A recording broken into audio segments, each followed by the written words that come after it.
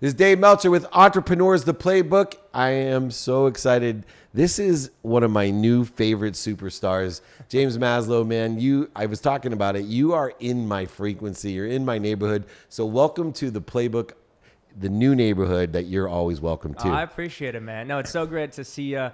And, we were just speaking about this, the serendipity of you going, hey, can you come in on this exact date at SoFi Stadium? I happen to be on a big tour right now, the Forever Tour with my band Big Time Rush, and we're playing literally attached to SoFi Stadium at YouTube Theater tonight. So I just think that things like that, they're just meant to happen, meant to be. So really cool to be Me too, here. and I keep the awareness to that. And one of the awareness is, you're selling out all over, and, you get to experience live the energy or the frequency of an audience. Mm-hmm. Now, you have a huge following on TV, you have a huge following in social, but I still like to step on stages. I don't sing, I don't dance. I'm not that talented, but I speak, and I'm fairly good at the inspirational, motivational, and educational speaking. Yeah.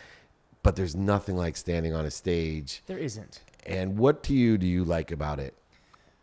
Well, when you think about being an actor, you can have a huge audience, be the most famous person in the world, but you rarely get to go and meet your fans. Maybe at a signing, maybe at a movie premiere. You'll meet a few hundred or a few thousand fans at once. But that's few and far between. Most of your time is spent, on set, and you're very insulated from what the excitement, what it actually means to be a fan of yours. And then you think about social media, and it's even more reserved. There are social media stars that are gigantic who have only ever met fans just randomly walking down the street.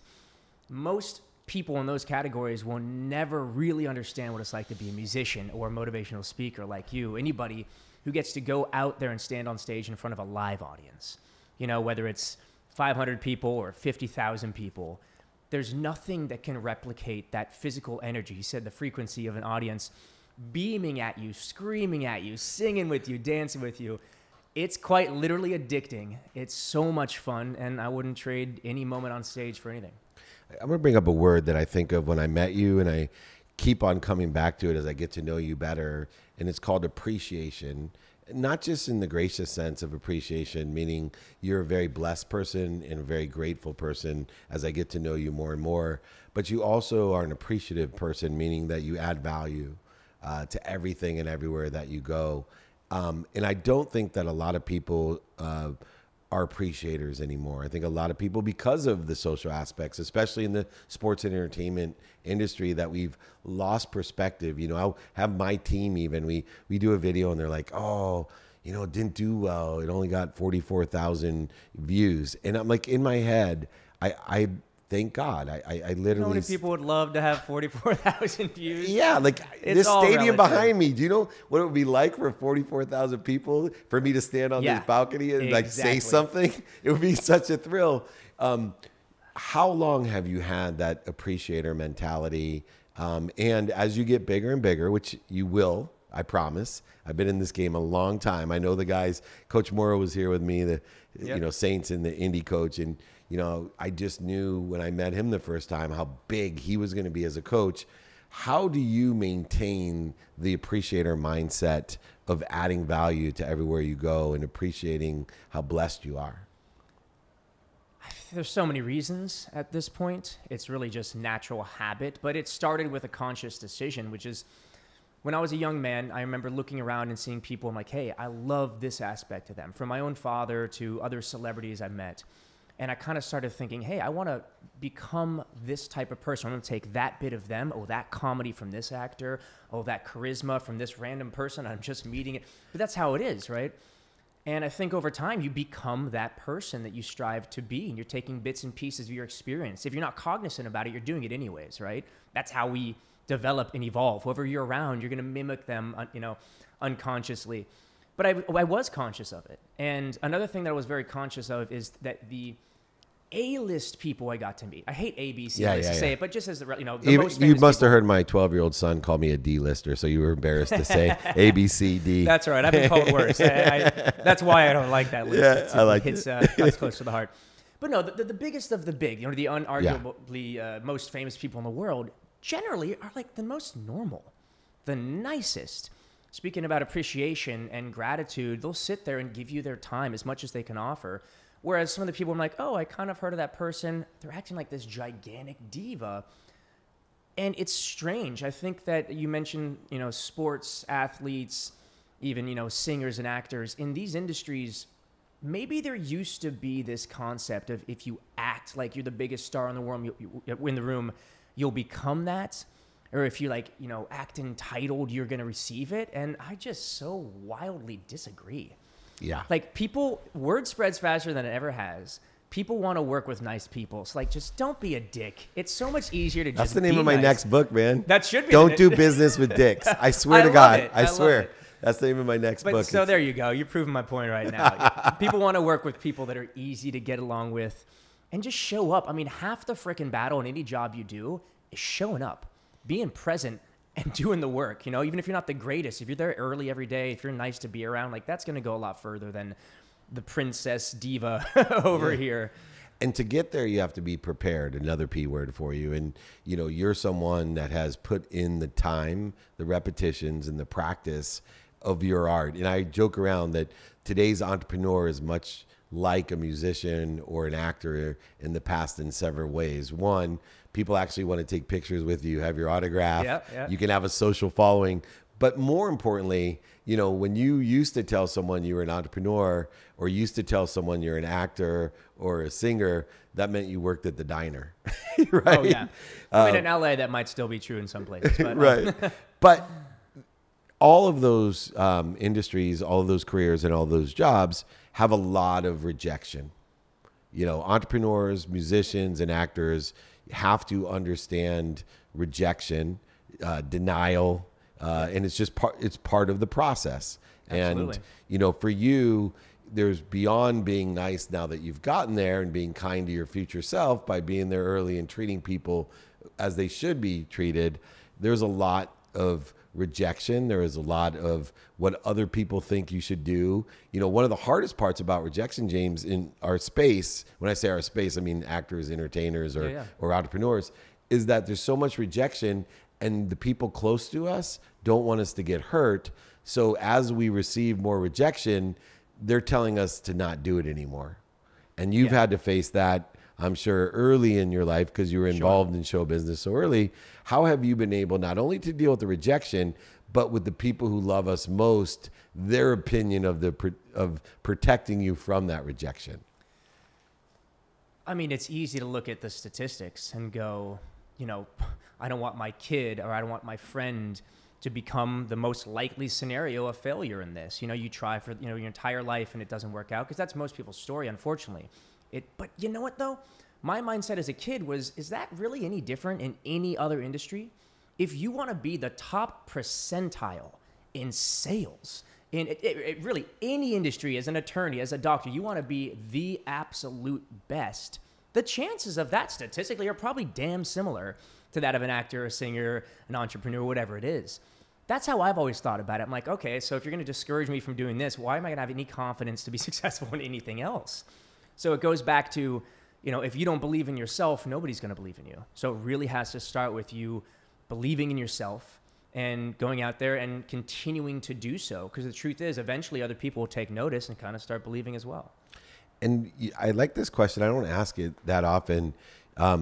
With all the rejection and all the challenges, do you ever or have you ever felt like quitting and doing something else? Anybody who tells you otherwise is lying, especially early on. It's easy now for people to kind of go, oh, yeah, no, I always believed in him. That's my favorite part, right? I knew we'd be selling out. Yeah, and then they ask you for a loan. Dude, I've always believed in you. Sure, By the way, I need 10 grand. Yeah. Always fun. But look, I've been through it both, up and down. The beginning of Big Time Rush was this huge success. Went on to do other movies, and then there were several years where it's like I wasn't greenlighting Marvel films. I'm still not. There's still a lot of growth for me in those verticals. Yeah. That I have to earn it. I have to go out there and get it. I'm still being rejected, and I still have to believe in myself, still keep training, putting in the extra reps. I'm not done yet.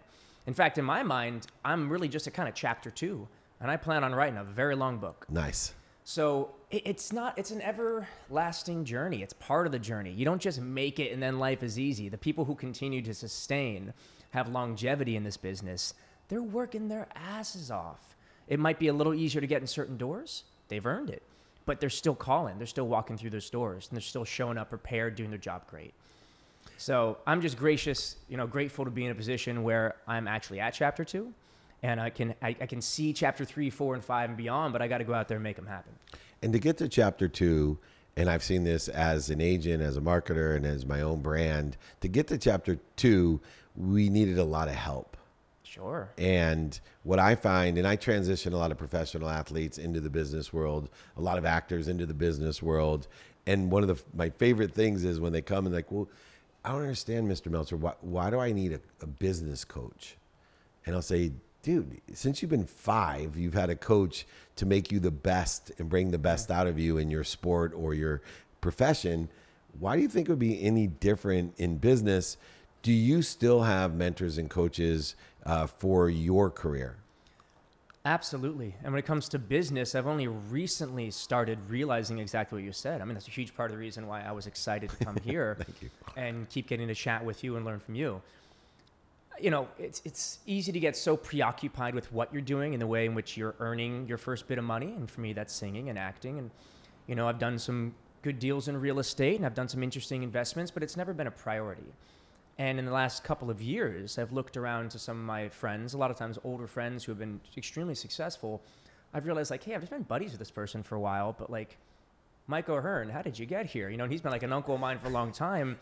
And I would sit down and chat with him and be like, holy crap, I've just learned more by asking a few questions in 5 minutes than I have in the last, 7 years in knowing him. Same thing. It's like Ed Milet, one conversation. I'm like, dude, are you kidding me? And the more I do this, the more I get introduced to other people, the more I realize the value in it. So I am actively looking for advice, especially in business. Because quite frankly, I don't want to be reliant on having to book an acting job, on having to be able to continue to sell out tours. I plan on it. I hope for it.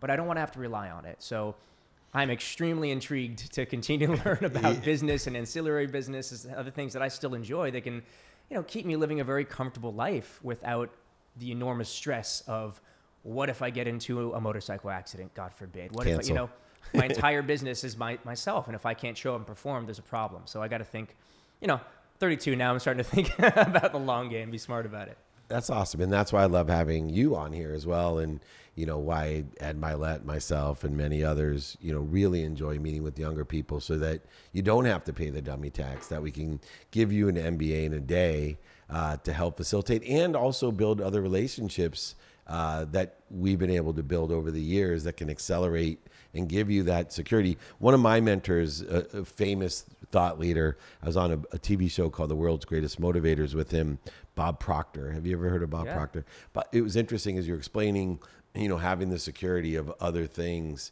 Bob Proctor, when I lost over $100 million, you probably know, and went bankrupt in 2008. And he was one of my first mentors coming out of bankruptcy. And I said, Bob, what advice do you give? I can make money, but I got to figure out how to either maintain it or grow it because I obviously don't know what I'm doing. And you're the first person I want to ask for help from. And he said, this is what we're going to do. He goes, I want you to save $2 million. And I said, what? He goes, before you invest a penny, I want you to save $2 million and recognize what choices and how you make choices have changed when you have nothing to worry about, right? And that's the lesson that I try to teach young athletes, entrepreneurs, entertainers when they build some wealth is that, look, the more you have there, it actually reduces the resistance. It does. If you're disciplined, it's not going to reduce how much you pursue your potential as an actor and an artist and a singer, but it's going to allow you to have less resistance because there's no fear about if you get it or you don't get it, or if you don't like it, you now walk away, then they pay you twice as much because you're willing to walk away. You can say no. It's so powerful. Yeah. It is. And it's hard to say no for that. How much of that resistance are you aware of in your second chapter? You're young, and I wasn't when I was a multimillionaire at 32. I wasn't aware of how much resistance I was creating in my life by not having true freedom of attachment. Yeah, well, I learned that lesson by over leveraging. I had a good amount of money in the bank and decided, hey, why not buy another house? I've done well in property, and I did, and got a really nice, multi-million-dollar place.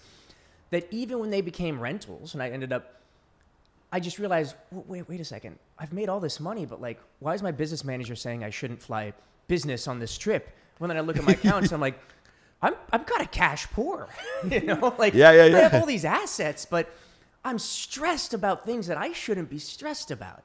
And I kept thinking, like, I've worked way too damn hard to be stressed. Don't tell me not to fly business for, you know, around the world flight. Like, not to be arrogant, but I've earned it. It's my money. Well, and you're more productive when you're traveling. Yeah, exactly. You wake up rested. You can actually do it's called business for a reason. If you're doing business, correct. You're going on vacation. Fuck it, fly coach. But but anyways, it really it was such an eye opener for me. And strange that you said mine wasn't the $2 million mark. Mine was the $1 million mark, where I kind of went back in terms of any investments in property. I ended up selling one of the houses. No, I made money on it, and that's great. But the amount of stress it took for me to get there, even with rentals, I'm in that market still, and I'm considering dissolving being an actual landlord and putting it into some sort of aspect of real estate. I'd love to talk to you about. Maybe a fund, because I have to babysit my tenants. You don't know who they are, so I guess I can kind of call them out. Still haven't paid this month. What are we on, the 10th? Yeah. You know, it's just obnoxious stuff like that in one of my properties. But it took that stress, to be more concise about it, of being like, dude, I've worked way too hard at this for me to realize I'm gonna wait and have at least $1 million liquid before I do my next thing. And that has allowed me to make better decisions because I'm not stressed about needing the money. It's so interesting, too, about the interference that's created when you have this tremendous life that you've earned, and all of a sudden you let the little things interfere with your happiness, with your ease. I equate everything into ease and dis-ease. Yeah. So even, you know, and I'm happy to help you, but when I work with entrepreneurs like you, I was like, let's just take two separate columns. Yeah. Where your money is this putting you at ease? Like being able to afford business class puts you at ease. Mm-hmm.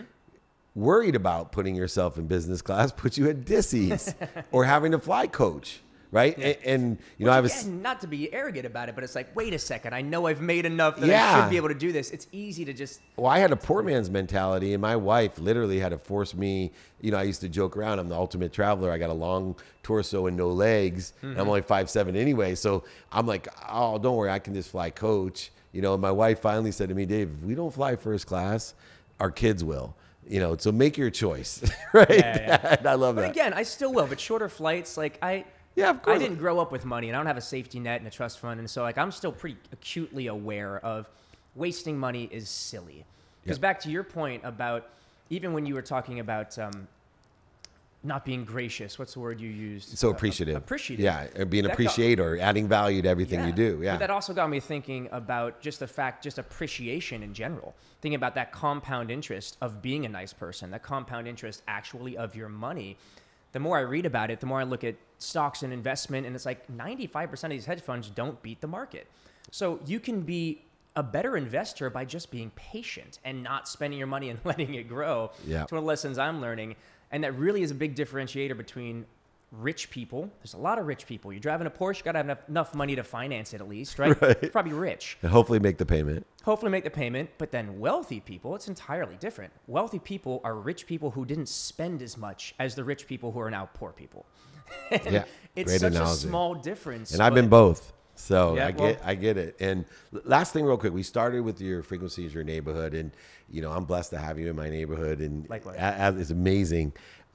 But in our business, we have to be careful because we can take on people that bleed us. We can take on, you can't control who else is in the Big Rush tour with you. You can't control, you know, who's on a movie with you. You can't control, and there's a lot of time that needs to be spent when you're on tour or on a set. You know, One of the lessons I've learned from being on, you know, mostly TV shows now is, man, talk about hurry up and wait. You know, if you want to learn how to be patient, be a star like you, because you have to be patient. How cognizant are you with the people you surround yourself with? Not necessarily mentors and coaches, et cetera, but you have old friends, you have family, and then you have people that you need to be around because you're in business with them. All of them can't be at your frequency. How cognizant are you about letting those people, you know, do what you need to do, but not letting them bring you down? Quite cognizant these days. You know, I want to give my girlfriend, Caitlin, actually quite a bit of credit here. Started dating about 3 years ago. And she just came in objective, looking around, and kind of started noticing, like, oh, you only ever see this person when you're going out drinking. And, like, that's fine. But, like, you're calling them a best friend. I don't think that's what a best friend is. And I started realizing. Wow. I love her. You're so wise for a young girl. And I really kind of had to take stock of what are these friends, these people bringing to the equation. And if they're just showing up and being a good time, okay, that's fine. They're your party buddies. Yeah. I don't need party buddies 29 days out of the month. In fact, it's probably more these days. Right. Once a quarter, right? Yeah, exactly. It's a very small percentage. And so if they're going to be the people that I'm calling my circle, like that's not the right circle. I need to find people that are equally as appreciative of the relationship as I am. Especially the less and less time you have, the more important it is to spend that free time with people of value. And it's not a financial value, it's an emotional value. It's an emotional intelligence value. It's a conversational value. So I really just let a lot of people go, and here's the easiest way to do it. Just start saying no to going out. Yeah. You say no enough times, eventually they'll stop inviting you.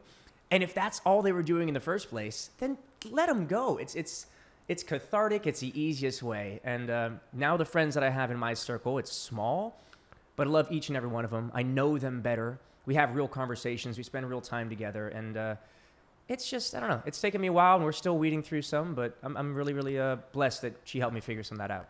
Yeah, sounds like an incredible woman. And the fall away or fire approach is one that I had to take to change my life as well, which is why I wanted to see your perspective, since it was a serious, critical life issue for me to surround myself with the right people and the right ideas. And I love the fact that, someone is in your ear saying, hey, is that really a friend?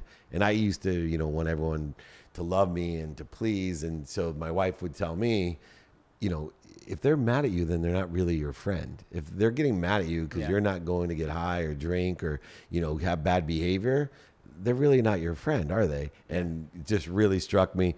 The incredible James Maslow here with me, just dropping bombs of wisdom. He's an old soul. We must have known each other in a previous life because we are definitely neighbors. Welcome to my neighborhood, and I am welcome to his. We're on the same frequency here on Entrepreneurs, the Playbook.